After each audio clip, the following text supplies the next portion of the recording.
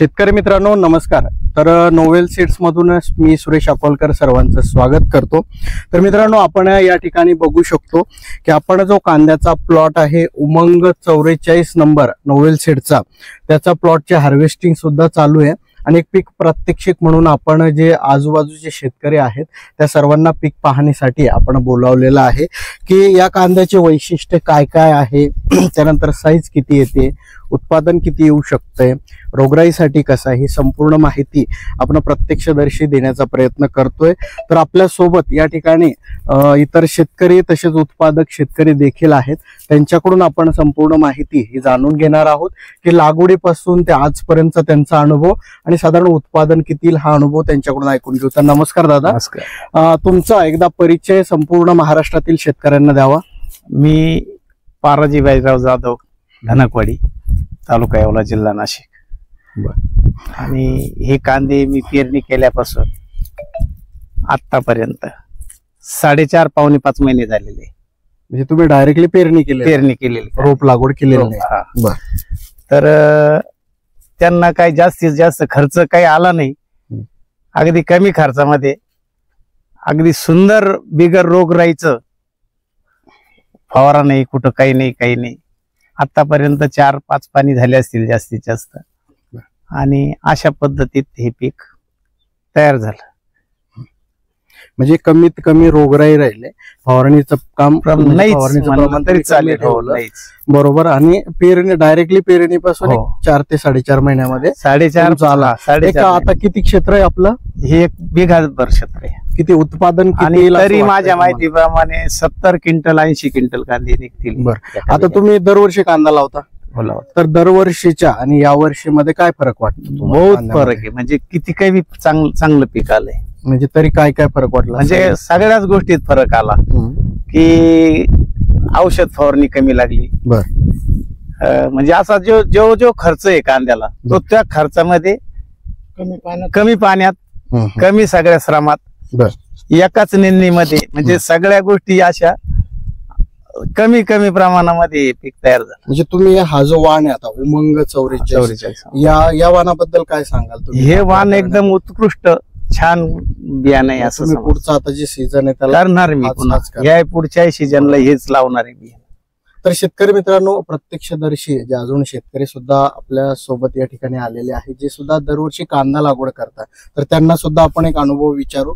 तर दादा, तुमच्याकडं इतर कांदा लागवड केलेला आहे, तर तो आणि यामध्ये काय फरक वाटतो तुम्हाला? याच्यामध्ये जोड कांद्याचं प्रमाण एकदम अत्यल्प आहे, नाही जवळजवळ नाहीच, 2-5% असू शकतं, कुठेतरी शक्यतो दिसत तर नाहीच, पण एकदम अत्यल्प आहे। आणि त्याचा कलर पण एकदम सुंदर आहे। त्याच्यात यांनी सांगितल्याप्रमाणे त्याच्या एकदम रोग पण कमी बळी पडतो, त्याच्यामुळे क्वालिटी चांगली आहे। असं डोंगरा कुठं? तुमच्याकडे किती कांदा असतो?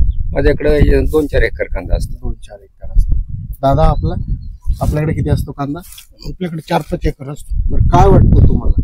नाही, बियाणामध्ये भरपूर फरक आहे, इतर बियाणामध्ये या बियाणामध्ये भरपूर फरक आहे। काय वाटतं वैशिष्ट्य? हे कमी पाण्यात येणारं पीक वाटतं आणि रोगराईला कमी बळी पडतं। रोगराईला कमी बळी पडतं। म्हणजे आता जर तुम्हाला पुढच्या वर्षी लावायचं असला तर तुम्ही निवड करावंच लागेल आम्हाला, कारण आम्ही प्रत्यक्षात पाहिलंय। दाखवण्याचा उद्देश आपला तोच आहे, प्रत्यक्षदर्शी तुमच्या शेजारच्या शेतात तुम्ही शेतात तर तुमच्या लक्षात येईल हो काय नेमके आहेत। बरोबर दादा, तुम्ही? ते किरण जाधव, आणि मी यांच्या शेजारीच माझं घर आहे।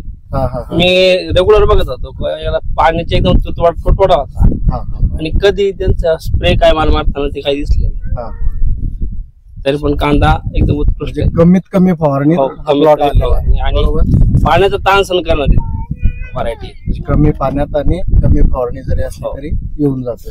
तर तुम्ही सगळे या वाणाची निवड करशाल पुढच्या वर्षी? यांची मुलाखत घ्या, बांधाच्या एकदम बांधाला बांधल्यात। बाबासाहेब धर्माची चव्हाण, माझा बांधाला बांधाचे, आणि मी पाहत होतो का 1-2-4 पाण्यामध्ये हे कांदे आलेले, आणि त्यात डोंगरा वगैरे किंवा कोणती फवारणी तिने केलेली नाही, मी पाहिलेले। माझ्या कांद्याला 2-3 फवारण्या झालेल्या, पण मग त्यांच्या पाण्याचा हिशोब जर केला तर चांगली क्वालिटी आली, आणि कमी पाण्यामध्ये कमी दिवसामध्ये आली। पण तसे कांद्याला 5.5 महिने लागतात पेरलेल्या, पण हे साधारणतः 4.5 महिन्यामध्ये हे कांदे कम्प्लिटली तयार तुमच्याकडे आहे का कांदा? किती माझ्याकडे 1.5 एकर काम आहे. म्हणजे आता तुम्ही स्वतः कांदा उत्पादक असल्यामुळे काय काय फरक आहे तुमच्या लगेच लक्षात येतो, बरोबर. त्या गोष्टीने त्या उद्देशानेच आमचा हा प्रयत्न आहे की तुम्हाला प्रत्यक्षदर्शी जर दाखवलं तर जास्त सांगण्यापेक्षा तुमच्या त्या गोष्टी साहेब लक्षात इथं जेवढे लोक आहेत शेतकरी एवढ्या लोकांजवळ एवढ्याजवळ कांदे आता बरोबर. या मिनिटाला त्यांच्याजवळ 2-2 एकर 1-1 एकर 2-3 4 एकर 5 तर एकर मग 7 पुढच्या वर्षी तुमच्यासाठी आम्ही बियाणं 100% उपलब्ध करून देऊ. नक्की लागवड करा. नोवेल सीडचे इतरही वाण मार्केटमध्ये उपलब्ध आहे. कॉस्टली नका देऊ. कॉस्टली नाही, तुम्हाला जे मार्केटच्या हिशोबाने राहील त्याच्यापेक्षा कमीच रेटने आपले मिळतील, त्यापेक्षा जास्त तर मिळणार नाही. नाही, आमचा उद्देश हाच असतो. नाही, आमचा हाच उद्देश असतो कमीत कमी याच्यात बियाणं उपलब्ध करून द्यायचं तुम्हाला आणि क्वालिटीचं बियाणं द्यायचं. हा उद्देश नोवेल सीडचा असतो दरवर्षीचा. आम्ही जे देतोय बियाणं त्यानुसार 100% तुम्हाला बियाणं उपलब्ध करून देऊ. तुम्ही लागवड कसं करा, जसा अनुभव यांचा राहिला त्यापेक्षा अनुभव तुमचा 100% चांगला राहील. तर नोवेल सीड तर्फे महाराष्ट्रातील इतर शेतकऱ्यांतर्फे सर्वांचे खूप खूप आभार. धन्यवाद. नमस्कार.